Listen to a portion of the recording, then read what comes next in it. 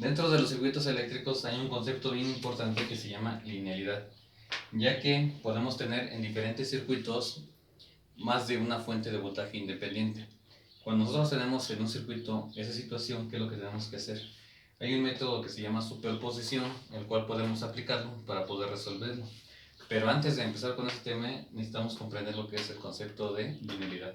Como hemos trabajado en todos los circuitos resistivos, es una respuesta lineal, ya que al momento de que la fuente entrega energía, la resistencia la absorbe, la disipa, pero la energía que se está entregando es igual a la energía que se está consumiendo. Por lo tanto, no podríamos considerar como una energía la cual no esté realizando algún trabajo útil. ¿Okay? Pero para que podamos aplicar el concepto de linealidad en un circuito, tenemos que entender el concepto matemático. Sabemos que en matemáticas generalmente manejamos el concepto de función, que f de x va a ser igual a y, donde y depende de la función de x. Por lo tanto, puede haber un método algebraico el cual me indique que una variable va a estar variando conforme esté variando otra. Por lo tanto, está creando una dependencia lineal de una variable conforme a otra. Pero al momento de para ello estar bien seguro, tenemos que comprobar que esta teoría es válida. Por ejemplo, si yo tengo la siguiente: f de x es igual a x. Si yo la quiero emplear, vamos a desarrollarla. Entonces me quedaría que f por acá de x1 más x2 sería igual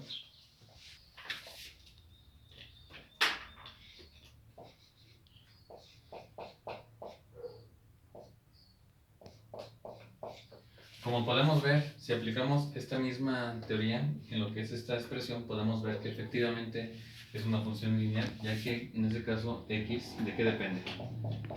De la función de x1, y x2 depende de la función de x2. Entonces, por lo tanto, es una expresión lineal. Por ejemplo, si yo tengo otra, se me ocurre esta: un término el cual está elevado a una potencia 2, igual, aplicamos la misma comprobación y tengo que f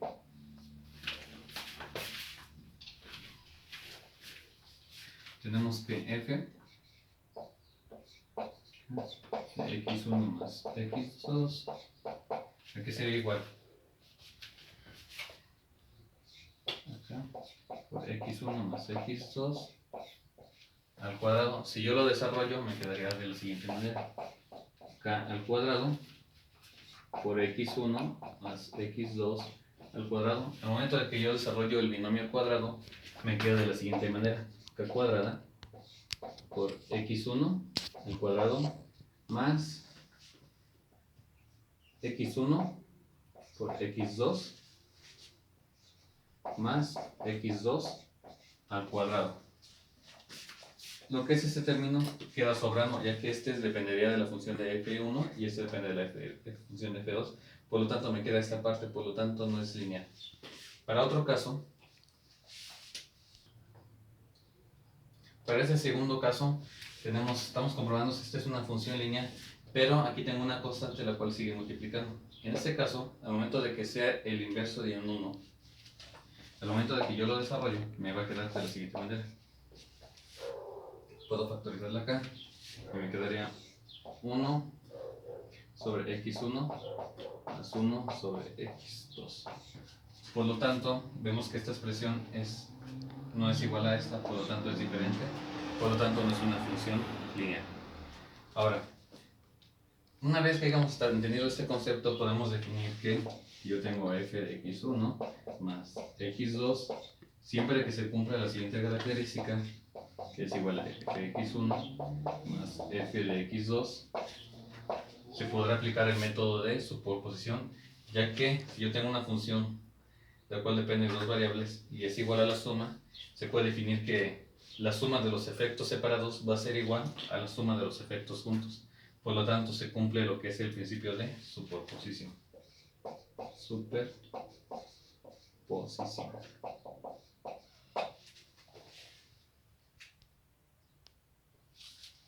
Seguimos. Entonces, en pocas palabras, ¿qué establece? Que al principio de superposición establece que la respuesta de corriente y voltaje en un circuito lineal, ¿de acuerdo? Lineal, que tiene más de una fuente independiente, se obtiene mediante la suma de las respuestas por las fuentes separadas que actúan sola. ¿Qué quiere decir? Que si yo tengo, por ejemplo, aquí una función de x1 más x2, la suma de los efectos independientes va a ser igual a la suma de todo, como si estuvieran todas en series al mismo tiempo.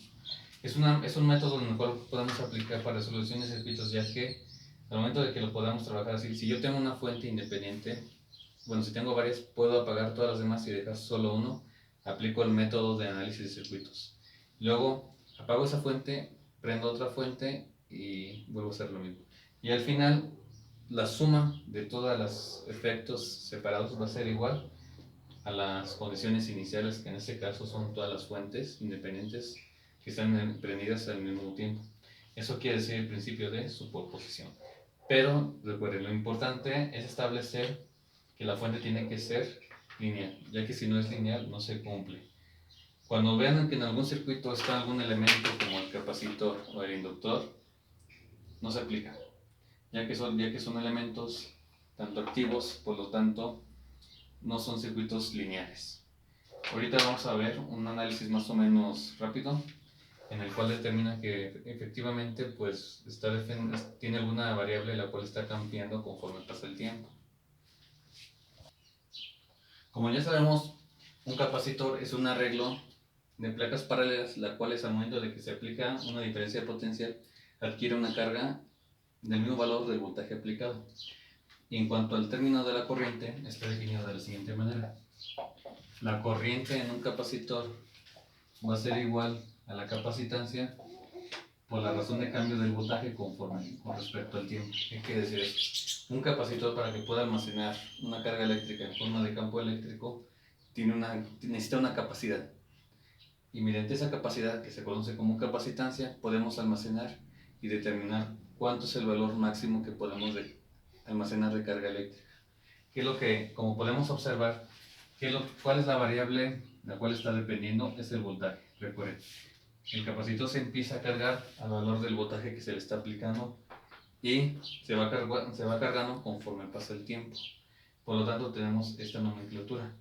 Pero en este caso, si yo quiero conocer, por ejemplo, el comportamiento del voltaje en un capacitor, tenemos que desarrollar la siguiente ecuación. Y aquí es donde vamos a ver que efectivamente no es una ecuación ni un sistema lineal. Si yo empiezo a desarrollar esta ecuación, me queda así. Despejo la diferencial del tiempo, que me quedaría así. dt por ic va a ser igual a c por dv. Yo quiero conocer el voltaje en el capacitor. Siguiendo esta nomenclatura, a mí me interesa conocer el comportamiento que tendría una caída de tensión, bueno, en lo que es el capacitor, recordando que el capacitor se va a cargar al mismo valor del voltaje aplicado. Tengo la capacitancia, pasa del otro lado, divino. Entonces me quedaría diferencial del voltaje del capacitor, me quedaría IDC por DT entre C. Si yo le aplico lo que es la integral a ambos términos, se va a eliminar por ese diferencial y me va a quedar así. El voltaje en el capacitor va a ser igual. La capacitancia es un valor constante, entonces por lo tanto podemos pasarlo afuera de la integral y me quedaría 1 sobre C por la integral de IDC dt. Como podemos ver, es la suma de todos los pequeños intervalos de corriente que tenemos por un diferencial de tiempo. Entonces, por lo tanto, podemos comprobar que el capacitor no es lineal.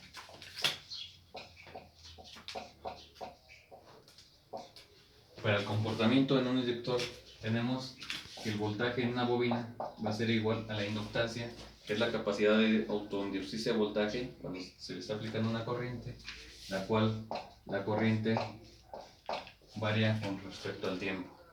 Igual, es un procedimiento muy parecido y me quedaría así, VL.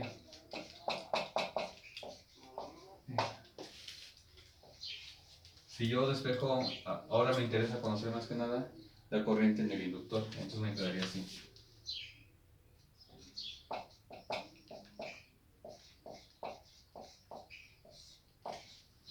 Igual, aplico lo que es la integral en ambos términos, se elimina y me quedaría que la corriente en el inductor va a ser igual a 1 sobre L por la integral del voltaje de la bobina con respecto al tiempo. Entonces, por lo tanto, podemos ver que efectivamente tampoco es una función lineal.